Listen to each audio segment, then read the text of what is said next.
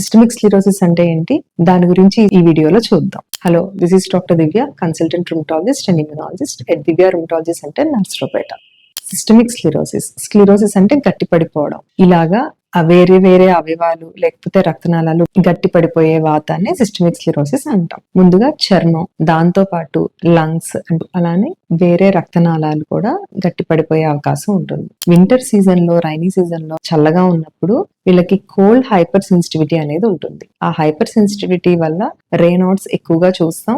ఇదే టైంలో వాళ్ళకి అల్సర్స్ అనేవి, గ్యాంగ్రీన్ అంటే నల్లగా అయిపోవడం వేళ్ళ, ఇలాంటివి చూస్తూ ఉంటాం. వీటితో పాటుగా లోపల పల్మరీ ఆర్టరీ హైపర్ టెన్షన్ అంటే మన గుండెకి ఊపిరితిత్తులకి మధ్య ఉండే పల్మరీ ఆర్టరీస్ కూడా గట్టిగా అవ్వడం వల్ల వాటి దగ్గర బీపీ పెరిగిపోవడం, దాని వల్ల ఆయాసం, పొడి దగ్గు రావడం చూస్తూ ఉంటాం. ఈ కాలంలో వీళ్ళకి ఎక్కువగా లంగ్ ఇన్ఫెక్షన్స్ అంటే నెమ్ము, ఆయాసం ఎక్కువగా వచ్చే అవకాశం ఉంటుంది. ఒకవేళ మీకు కానీ తెలిసిన వాళ్ళకి కానీ ఎవరికైనా చర్మం కొంచెం స్టిఫ్ గా అనిపించి అలానే నెమ్ము, ఆయాసం, వేళ్ళు చివర కలర్ చేంజ్ అనిపిస్తే వాళ్ళని వెంటనే రుమటాలజిస్ట్ ని సంప్రదించమని సలహా ఇవ్వండి. Thank you.